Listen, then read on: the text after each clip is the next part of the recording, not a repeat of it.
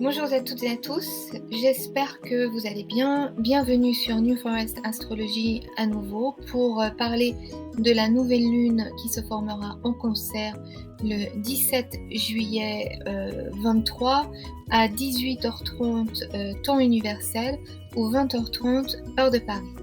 Alors avant de démarrer, je voudrais d'abord vous remercier pour vos messages et vos likes. Alors bien sûr, c'est très sympa et ça me fait très plaisir. Et puis aussi, ça m'est très utile pour continuer mon travail et à faire grandir cette chaîne, pour continuer à vous partager du contenu sur un sujet qui me passionne et j'espère vous aussi, l'astrologie. Alors voilà, c'est dit. Maintenant, on va parler de cette nouvelle lune en Cancer et c'est parti. Alors c'est une nouvelle lune qui est très, très intéressante et très importante aussi. D'abord, c'est une nouvelle lune, c'est un moment qui nous permet de nous recentrer. On a le soleil et la lune conjoints sur le thème et ça nous offre un moment de retrait avant de redémarrer quelque chose pour pouvoir diriger, notre volonté sur un secteur particulier de notre thème et pour pouvoir le travailler pour les 6 mois à venir. Ici, en Cancer, la nouvelle lune se trouve dans un signe d'eau qui nous parle de nos origines, de notre parentèle, de notre héritage familial, de nos ancêtres. L'eau du Cancer, c'est l'eau matricielle qui protège, qui nourrit, mais qui peut aussi attacher, asservir, alourdir. Alors d'ailleurs, le Cancer est en lien avec l'estomac et du coup, c'est un signe qui va avoir tendance à garder justement sur l'estomac, à ne pas digérer au propre comme au figuré. C'est un signe aussi représenté par, un crabe, donc un petit, crustacé qui se replie, qui se protège sous sa carapace et qui avance, de manière latérale. Donc le Cancer, on pourrait dire, pourrait aussi avoir tendance à tourner un peu autour du pot, à hésiter, mais aussi, comme les tenailles, c'est un signe qui peut être très tenace. Alors si on pense à toutes ces images, il peut être difficile, sur ce secteur de notre thème, d'avancer en ligne droite, de baisser sa garde, d'être décisif. C'est un endroit de fragilité, de vulnérabilité, mais aussi c'est un endroit qui peut procurer un sentiment de sécurité, un endroit qui donne de la douceur. Du coup, cette nouvelle lune, elle va nous donner envie de rester à l'abri, de se cocooner et on peut le comprendre parce que le grand aspect de cette nouvelle lune, c'est l'entrée des nœuds en Bélier pour le nœud nord et en Balance pour le nœud sud. Cette entrée des nœuds qui tombe au moment de cette nouvelle lune, donc c'est une synchronisation très symbolique parce qu'on redémarre quelque chose et c'est va être aussi quelque chose, ressenti, probablement, avec un peu d'inconfort parce que le Cancer est un signe qui se trouve au carré du Bélier et de la Balance. Donc le Cancer, durant tout ce transit des nœuds dans son signe, il va se sentir en tenaille entre, ces énergies, du Bélier et de la Balance. Alors attention parce qu'on vient de parler, du Cancer et on va parler un peu là de l'axe Bélier-Balance, comme ça on va mieux comprendre pourquoi, le Cancer, il est en aspect un peu, difficile par rapport à ces signes. Alors d'abord les nœuds sur l'axe Bélier-Balance, c'est quelque chose qui va nous faire travailler, notre la nécessité de devoir nous affirmer, de pouvoir exprimer notre volonté, notre individualité, de renouveler, de faire naître quelque chose de personnel et d'unique à cet endroit de notre thème, tout en intégrant le respect de l'autre, l'esprit de conciliation, sans se compromettre soi-même. Alors comme on n'est pas parfait en général, on n'est peut-être pas encore au centre de cet axe et le travail de ce transit, donc de 18 mois jusqu'en janvier 2025, ça va être de trouver un meilleur ou le meilleur équilibre entre notre volonté propre personnelle et les autres au sens large. Alors bien sûr, les secteurs personnels vont dépendre de vos maisons, et de vos placements au natal pour, pour mettre cette, nouvelle lune et ce transit des nœuds, disons dans une compréhension, vraiment personnelle.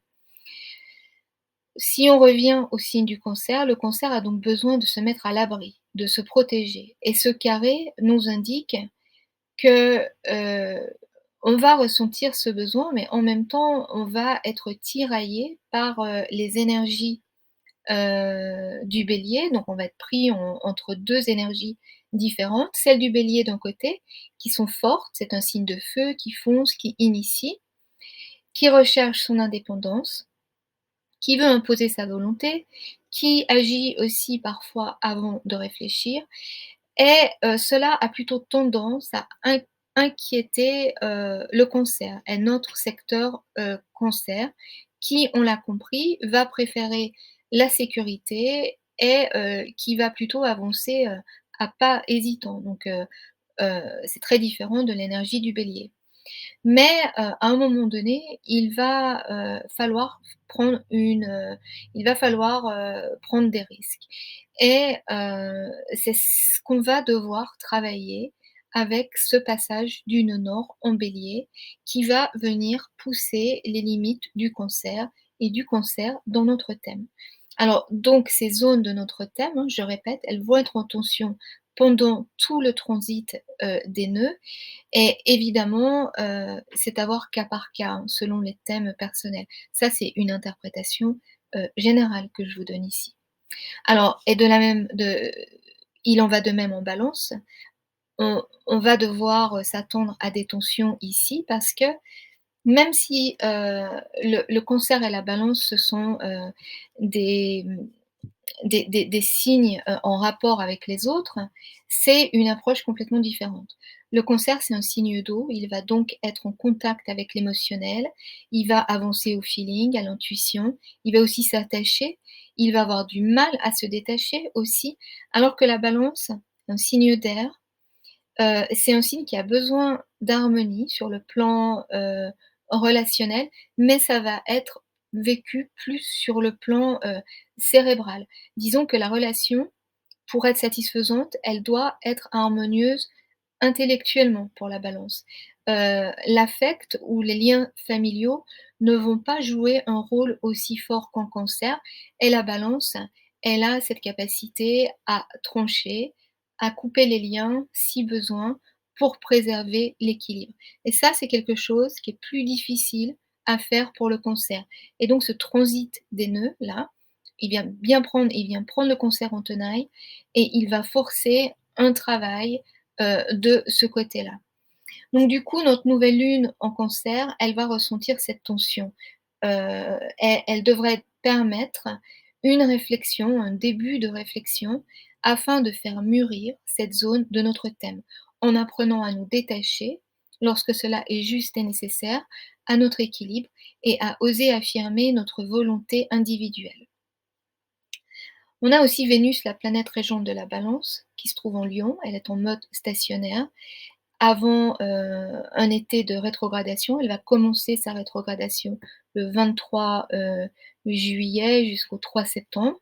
Donc là, on va avoir plusieurs semaines pour pouvoir réévaluer nos valeurs, ce qui nous anime, au plus profond. Alors je dis le mot ici animé, hein, dans le sens, du signe du lion, ce qui fait bouger notre âme, ce qui nous fait vivre, au plus juste de notre être pour pouvoir justement atteindre un équilibre relationnel qui puisse nous satisfaire et nous laisser rayonner. En Lion, on ne fait pas tellement dans le compromis, hein, alors que la Balance, elle va quand même faire un travail de conciliation, pour arriver à l'harmonie.